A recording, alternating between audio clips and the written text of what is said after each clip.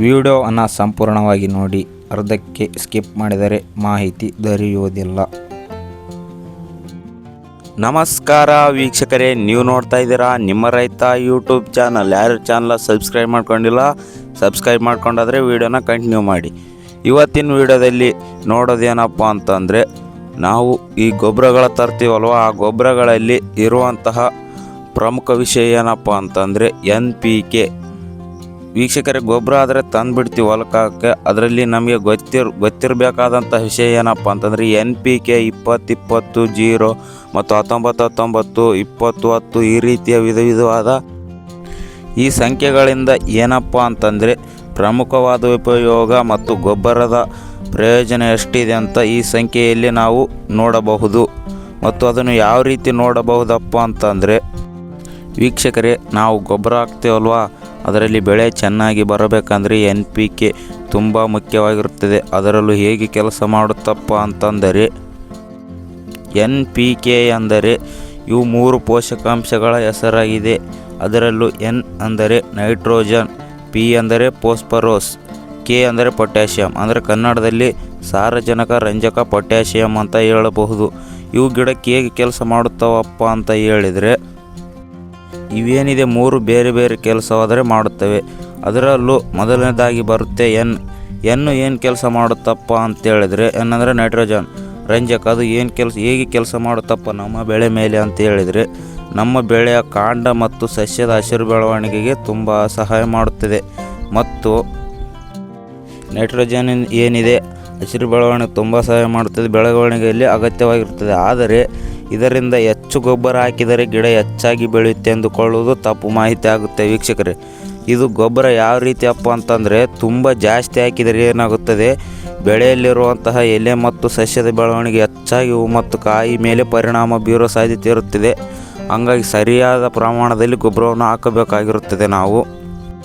NPK ಇಲ್ಲಿ ಅದಾದ ಮೇಲೆ ಬರುತ್ತೆ P ಅಂದರೆ ಫಾಸ್ಫರಸ್. ಇದು ವಿಶೇಷವಾಗಿ ಬೇರು ಬೆಳವಣಿಗೆ ಮತ್ತು ಸಸ್ಯದ ಆರಂಭಿಕ ಬೆಳವಣಿಗೆಗೆ ತುಂಬ ಮುಖ್ಯ.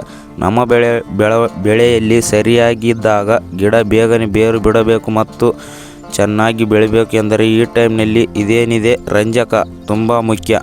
ಮತ್ತು ನೆಕ್ಸ್ಟ್ ಬರೋದೇನಪ್ಪ ಅಂತಂದರೆ K ಪೊಟ್ಯಾಷಿಯಂ. ಇದು ಯಾವ ರೀತಿ ಬೆಳೆಯ ಮೇಲೆ ಕೆಲಸ ಮಾಡುತ್ತಪ್ಪ ಅಂತಂದರೆ, ನಮ್ಮ ಬೆಳೆಯಲ್ಲಿ ಈ ಪೊಟ್ಯಾಷಿಯಂ ಕೂಡ ಬಹಳ ಮುಖ್ಯ. ಇದು ನಮ್ಮ ಬೆಳೆಯಲ್ಲಿ ಎಲ್ಲ ಆರೋಗ್ಯಕ್ಕೆ ಮುಖ್ಯ. ನೀರಿನ ನಿರ್ವಹಣೆ ಮತ್ತು ಬೇರುಗಳ ಒತ್ತಡ ಮತ್ತು ಎದುರಿಸುವ ಶಕ್ತಿಯನ್ನು ನಮ್ಮ ಬೆಳೆಗೆ ನೀಡುತ್ತದೆ. ಅಂದರೆ ಒಂದು ರೀತಿ ಮನುಷ್ಯನಲ್ಲಿರುವಂತಹ ರೋಗ ನಿರೋಧಕ ಶಕ್ತಿ ಹೆಚ್ಚಿಸುತ್ತದೆಯೋ ಅದೇ ರೀತಿ ಗಿಡಗಳಲ್ಲಿ ರೋಗ ನಿರೋಧಕ ಶಕ್ತಿಯನ್ನು ಇದು ಹೆಚ್ಚಿಸುತ್ತದೆ. ಹೂ ಮತ್ತು ಕಾಯಿ ಬೆಳವಣಿಗೆಯಲ್ಲಿ ಇದೇನಿದೆ K ಪೊಟ್ಯಾಷಿಯಂ ಅಂದರೆ ತುಂಬ ಅಗತ್ಯವಾಗಿರುತ್ತದೆ. ಮತ್ತು ಇದೇ ರೀತಿ ಡೈಲಿ ವೀಡಿಯೋ ಮಾಡ್ತೀನಿ ಫ್ರೆಂಡ್ಸ್. ಯಾರು ಸಬ್ಸ್ಕ್ರೈಬ್ ಮಾಡ್ಕೊಂಡಿಲ್ಲ, ಸಬ್ಸ್ಕ್ರೈಬ್ ಮಾಡ್ಕೊಂಡು ವೀಡಿಯೋನ ಕಂಟಿನ್ಯೂ ಮಾಡಿ. ವೀಡಿಯೋ ನೋಡ್ತಾ ಇದ್ದಾರಾ, ಆದರೆ ಸಬ್ಸ್ಕ್ರೈಬ್ ಮಾಡ್ಕೋತಾ ಇಲ್ಲ. ರೈತರಿಗೆ ಒಳ್ಳೆ ಸಂದೇಶ ಕೊಡೋದು ನನ್ನ ಮುಖ್ಯ ಗುರಿಯಾಗಿದೆ. ಸಬ್ಸ್ಕ್ರೈಬ್ ಮಾಡ್ಕೊಂಡು ಸಪೋರ್ಟ್ ಮಾಡಿ, ಲೈಕ್ನೂ ಮಾಡಿ ವಿಡಿಯೋದಲ್ಲಿ. ಮತ್ತು ಯಾವ ರೀತಿ ವಿಷಯ ಬೇಕು ಕಮೆಂಟ್ನಲ್ಲಿ ತಿಳಿಸಿ, ನನಗೂ ಗೊತ್ತಾಗುತ್ತೆ ಯಾವ ರೀತಿ ವೀಡಿಯೋ ಮಾಡಬೇಕು ಅಂತ.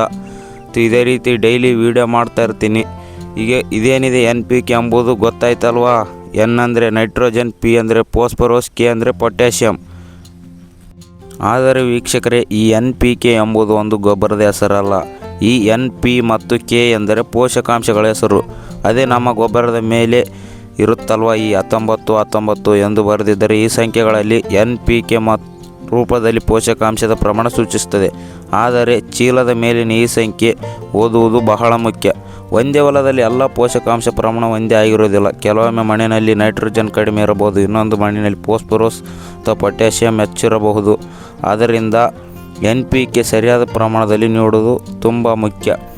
N ಅಂದರೆ ಗಿಡದ ಹಸಿರು ಬೆಳವಣಿಗೆಗೆ ಸಹಾಯ ಮಾಡುತ್ತದೆ. P ಬೇರುಗಳ ಬೆಳವಣಿಗೆಗೆ. K ಅಂದರೆ ಗಿಡದ ಟೋಟಲ್ ಆರೋಗ್ಯ ಮತ್ತು ಕಾಯಿ ಹಿಡಿಯೋದಲ್ಲಿ ಪ್ರಮುಖ ಮುಖ್ಯವಾಗಿರುತ್ತದೆ. ಇದೇ ರೀತಿ ರೈತರಿಗೆ ಬೇಕಾಗಿರುವಂತಹ ಮಾಹಿತಿ ಆದರೆ ಕೊಡ್ತೀನಿ. ಚಾನಲ್ ಸಬ್ಸ್ಕ್ರೈಬ್ ಮಾಡಿಕೊಂಡು ಸಪೋರ್ಟ್ ಮಾಡಿ. ನೀವು ಚಾನಲ್ ಸಬ್ಸ್ಕ್ರೈಬ್ ಮಾಡ್ಕೊಳ್ಳೋದ್ರಿಂದ ನನಗೂ ಇನ್ನೂ ಇದೇ ರೀತಿ ವಿಡಿಯೋ ಮಾಡಬೇಕು ಅನ್ನುವಂತಹ ಹುಮ್ಮಸ್ಸು ಆದರೆ ಹೆಚ್ಚಾಗುತ್ತದೆ. ಮತ್ತು ಇಲ್ಲಿವರೆಗೂ ವಿಡಿಯೋ ನೋಡಿದ್ದಕ್ಕಾಗಿ ಧನ್ಯವಾದಗಳು ಸ್ನೇಹಿತರೆ. ನಿಮಗೆ ಈಗ ಗೊತ್ತಾಗಿರಬಹುದು ಈ ಚೀಲಗಳ ಮೇಲಿರುವಂತಹ NPK ಎಂದರೆ ಏನಂತ. ಮತ್ತು ಮುಂದೆ ಇದೇ ರೀತಿ ಒಳ್ಳೆ ವಿಷಯಗಳನ್ನಾದರೆ ತರ್ತೀನಿ. ಮತ್ತು ಇಲ್ಲಿವರೆಗೂ ವಿಡಿಯೋ ನೋಡಿದ್ದಕ್ಕಾಗಿ ಧನ್ಯವಾದಗಳು.